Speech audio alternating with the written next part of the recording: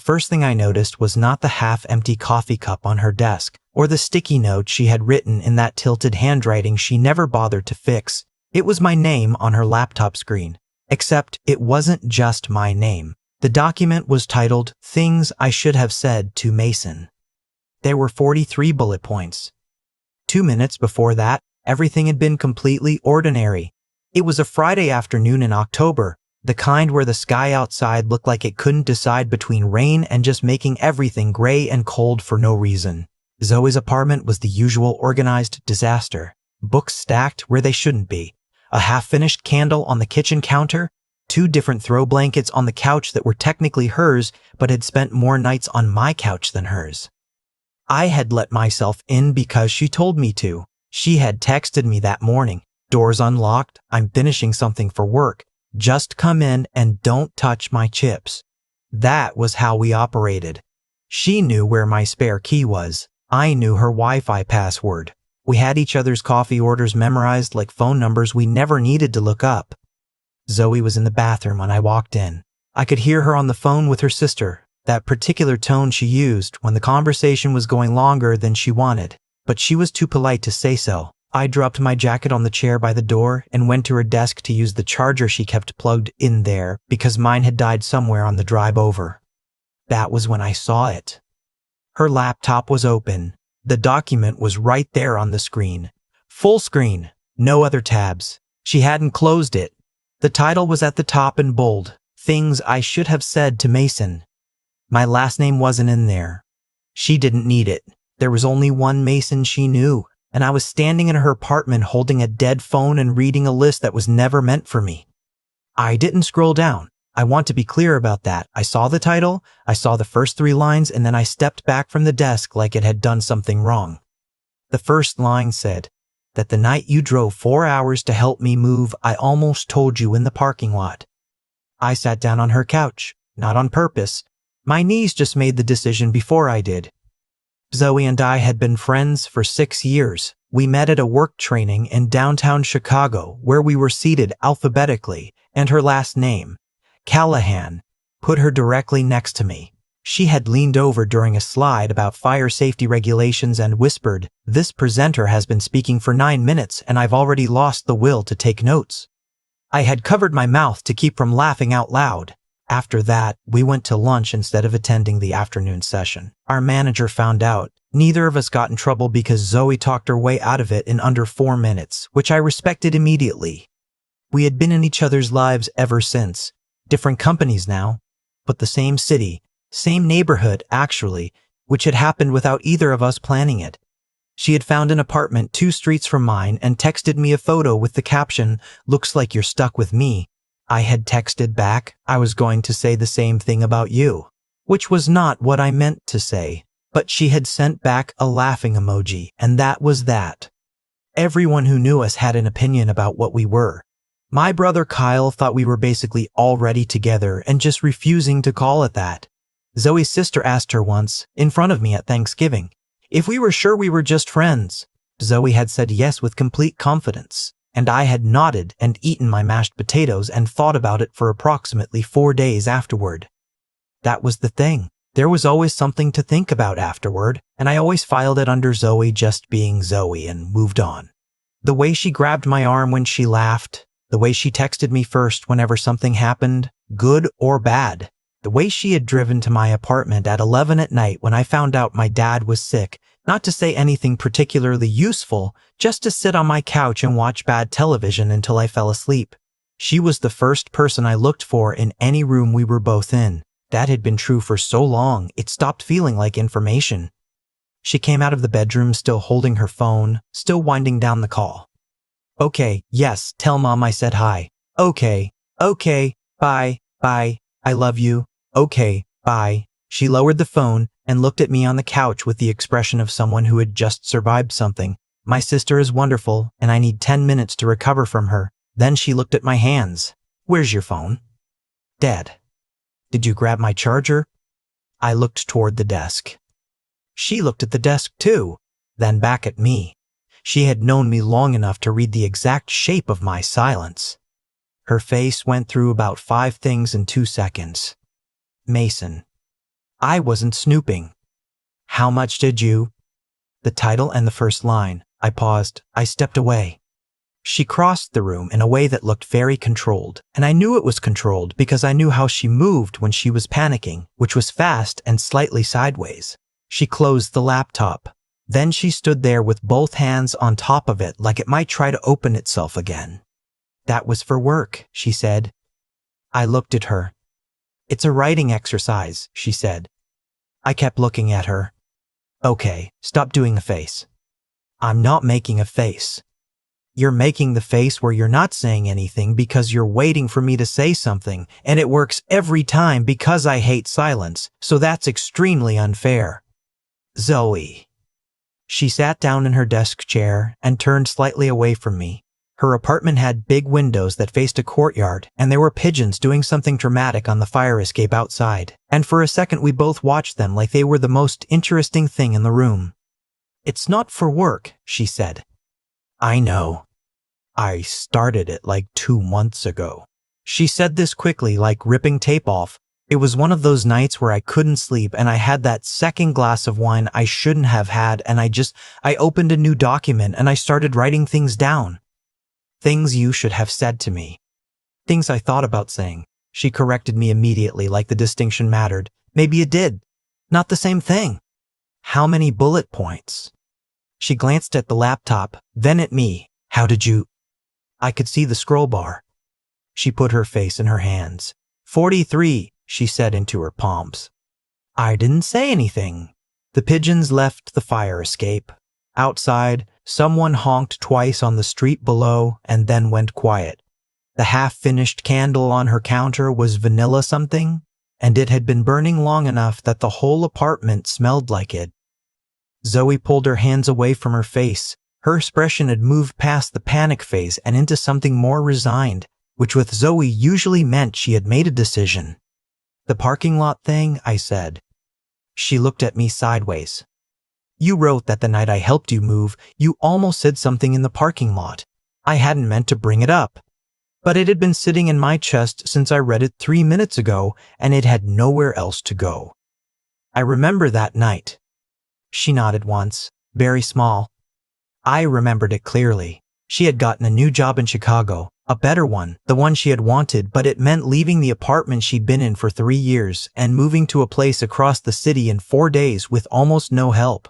She'd asked me on a Tuesday. I rearranged my entire weekend and drove up in a rented truck, and we spent 8 hours carrying boxes up 2 flights of stairs in August heat. By the end, we were both useless. We sat in the parking garage on the tailgate of the truck, eating gas station sandwiches at 10 at night, because neither of us had the energy to find real food. She had said something like, I can't believe you came. And I had said, of course I came. And then she had looked at me for a second in a way I didn't know how to file under Zoe just being Zoe. So I had asked if she wanted the other half of my sandwich, and she said yes, and that was that. What were you gonna say? I asked. Mason. You don't have to tell me 043, just that one. She stood up from the chair and walked to the kitchen, not because she needed anything in there, I knew. Just because moving helped her think, and the kitchen was the only place she could go that wasn't directly next to me. She opened the refrigerator, looked at it, and closed it again without taking anything out. You drove 4 hours, she said. Round trip, 8, just because I asked. You needed help? I know that. She turned around and leaned against the counter. But you didn't complain once. Not about the traffic, not about the heat, not about the elevator being broken. You just showed up and carried boxes and made me laugh every time I wanted to cry about leaving my old place, and then you sat with me in that parking garage and gave me half your terrible sandwich. She stopped. And I thought, what am I doing? I waited. I thought I had been protecting this friendship so carefully for so long, and here you are giving me your bad gas station sandwich at 10 o'clock at night like it's nothing, like it's just Tuesday. She shook her head. And it kind of scared me how much that meant. Why didn't you say something? Because you handed me the sandwich. She gave me a look that was almost a laugh. What was I supposed to do? Say thank you? Also, I think I might be in love with you. Want the chips? The word landed in the room very quietly. I think Zoe heard it land because she immediately looked at the window. I shouldn't have said that, she said. Why not? Because now it's out there and I can't. She gestured vaguely at the air between us. You know.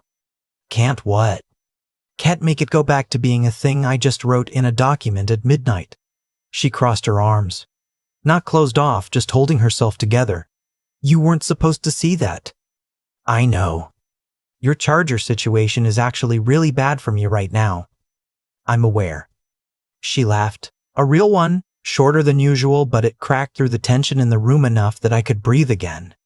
Zoe's real laugh had a specific quality. It was always a little surprised, like something had gotten past her guard. This one sounded like that. I stood up from the couch. She watched me.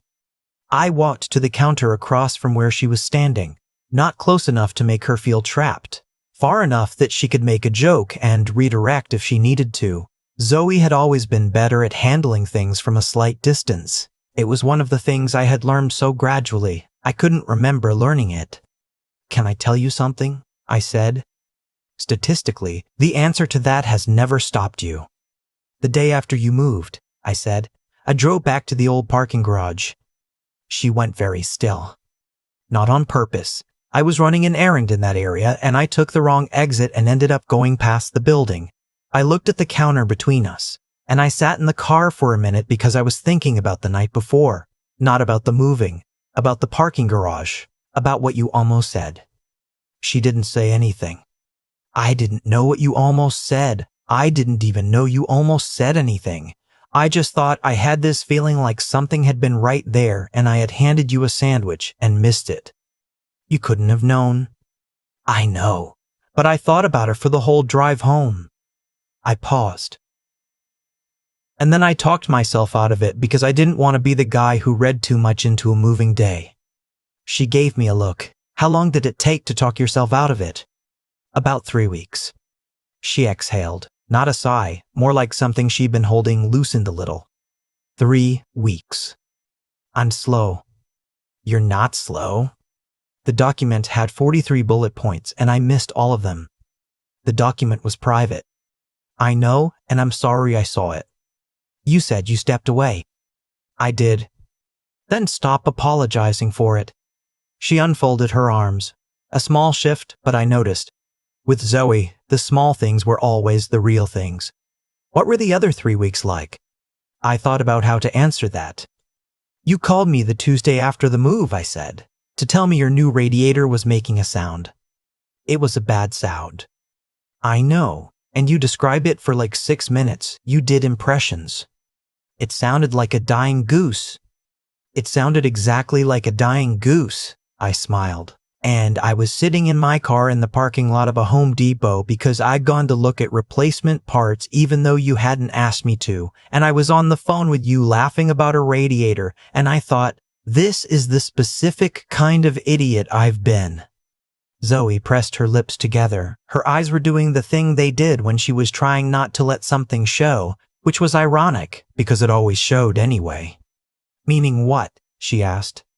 Meaning I've been telling myself for 6 years that what we have is friendship, and that word is accurate, but it's not complete. I looked at her. You're the first person I want to talk to about everything. You're the person I compare every other good thing to. When something goes wrong, I run the calculation of whether I can tell you before I decide how much it matters. I stopped. That's not just friendship.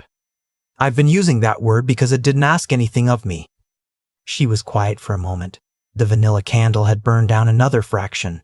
Somewhere outside, the pigeons came back. You're serious, she said. Yes. You're not doing the thing where you say something big so I feel better and then walk it back. No. Because if you walk it back, Mason, I will actually. I'm not walking it back. She looked at me for a long moment. The careful Zoe. The one underneath the quick jokes and the confident opinions and the ability to talk her way through any situation. She was still all of those things, but right now she wasn't leading with any of them. She was just looking at me from across her kitchen counter like she was trying to figure out if the ground was solid before she stepped on it. The first bullet point, she said quietly, in the document. You don't have to. The first one says that the night you drove 4 hours to help me move, I almost told you in the parking lot that you are the most naturally good person I know, and it has made everything harder and easier at the same time. The kitchen felt very still. Harder and easier, I said. Harder because I didn't want to want more than we already had. She lifted one shoulder. Easier because you just make things easier. You always have. I didn't know what to do with that. I came around the counter slowly. No sudden moves. Zoe noticed everything and she responded the calm always had, even when she was pretending to be the loudest person in the room. She didn't move back. For what it's worth, I said, the sandwich was terrible. She laughed, and this time it was full and real, and it loosened something in my chest that I hadn't realized was clenched. It was so bad, the bread was the wrong texture. I should have found somewhere better. It was 10 o'clock and we'd been moving boxes in August. Still. Mason. She shook her head, but she was smiling now. Real smile. Not the one she used for coworkers or awkward parties. The one she had when she forgot to perform anything. You are so. Don't say slow. I was going to say careful, in the good way. She looked down for a second. You're careful with things that matter to you. Yeah, I said, I am. She met my eyes when I said it. I reached over and moved a strand of hair that had fallen across her face, slowly enough that she could step back if she needed to. She didn't. There's a coffee shop 2 blocks from here, I said. I've walked past it with you probably 40 times. Hendrix, she said, the one with the good scones. I've thought about asking you to go there 100 times, not as, I stopped. Not the way we usually go places. Her voice came out quieter. Why didn't you? Because what we had felt too important to risk on something I wasn't sure about. And now? Now, I've read the title of a document I wasn't supposed to read, and I've told you about a parking lot I drove past for no good reason, and I'm standing in your kitchen telling you I've been careful in the exact wrong direction for 6 years. I let out a breath. I'm sure. Zoe looked at me for a moment. Then she said, the scones are better in the morning. We could go tomorrow morning. Yeah, she said, we could. It wasn't a grand declaration. There was no music, no rain on the window, no dramatic lighting. Her refrigerator made a small mechanical sound. One of the pigeons did something questionable on the fire escape. The candle had burned itself down to the last half-inch. But she was looking at me like she hadn't let herself look before, and I was done pretending I didn't see it. We stayed in that kitchen for another hour talking about nothing and everything the way we always did, except that it felt different now, lighter somehow, like a door had been left open that we'd both been standing outside of for years. She made actual coffee. I fixed the loose drawer handle she'd been complaining about since September because the red screwdriver had been sitting in her utility drawer the whole time and she just never looked. I hate that you found it in 30 seconds, she said. You had it organized wrong. I had it organized my way. Those aren't the same thing. Get out of my kitchen. You invited me here. I invited you for Chips and Company, not drawer repair and emotional confessions. You got all 3. She looked at me over her coffee mug. I did, didn't I? The next morning we went to Hendrix. She ordered her usual oat milk latte, one of the blueberry scones, and I got drip coffee and the almond one, and we sat at the small table by the window and talked until the place filled up around us. At some point she pulled out her phone to show me something and I glanced at the screen when it lit up. My contact name was just Mason. Nothing else. I didn't say anything about it. Neither did she. But walking back to her apartment afterward, she reached over and took my hand the same way she did everything. Like it was obvious. Like she couldn't believe it had taken this long. Like it was, somehow, the most normal thing in the world. Her sister texted her that afternoon. I was on the couch reading when Zoe's phone buzzed and she smiled at it with that specific expression I recognized as the one reserved for her sister asking a question she didn't want to answer. She's asking if we're finally together, Zoe said without looking up. What are you going to tell her? Zoe typed something and set her phone face down on the cushion. I told her yes. She picked up her book again. She's going to call in approximately 30 seconds and I'm not answering. The phone rang. Zoe ignored it. I covered my mouth and tried not to laugh. She kicked my foot lightly without looking at me, still reading, still pretending to be unbothered. It was the most like ourselves we had ever been. And for the first time, that felt like exactly enough. I keep thinking about the drawer handle. It had been loose in Zoe's kitchen for months. She complained about it exactly 4 times that I can remember, and each time I offered to fix it, and each time she said she'd get to it herself because she was a capable adult with tools. Her tools were one Phillips head screwdriver and a drawer full of takeout menus. The right screwdriver to fix that handle had been sitting in that same drawer the whole time. She just never looked. I think about that a lot now because it's the most honest version of what I did for 6 years. Everything I needed was right there. I just kept opening the wrong drawer. There's something I've had to sit with since that afternoon in her apartment. The uncomfortable truth that I wasn't passive because I was waiting for the right moment. I was passive because being passive felt safe, and I dressed that safety up as consideration. I told myself I didn't want to risk the friendship. But what I was really doing was protecting myself from the possibility of being wrong about what I thought I saw in her. That's not consideration. That's fear with better manners. What Zoe did took something I didn't fully appreciate until I thought about it later. She didn't walk up to me and hand me a declaration. She wrote things down at midnight with a glass of wine and the kind of honesty you only find when nobody's watching. 43 bullet points. That's not a passing feeling. That's someone who has been paying attention carefully for a long time and choosing to be truthful with herself even when the truth was inconvenient. There's a kind of integrity in that, the willingness to know what you actually feel, even when you can't yet say it out loud. And then she left the document open. I don't know if that was an accident. I've thought about it more than once, but I think, whether she meant to or not, some part of her was tired of carrying it alone. Courage doesn't always look like a speech. Sometimes it looks like not closing the laptop all the way. What I had to find, standing in that kitchen, was the nerve to stop calculating and just say the true thing. That's harder than it sounds when you've spent years being careful. The careful version of me had kept everything intact and missed nearly everything that mattered. The moment I stopped managing the situation and started actually being in it, everything got simpler. Not easier, but simpler. There's a difference.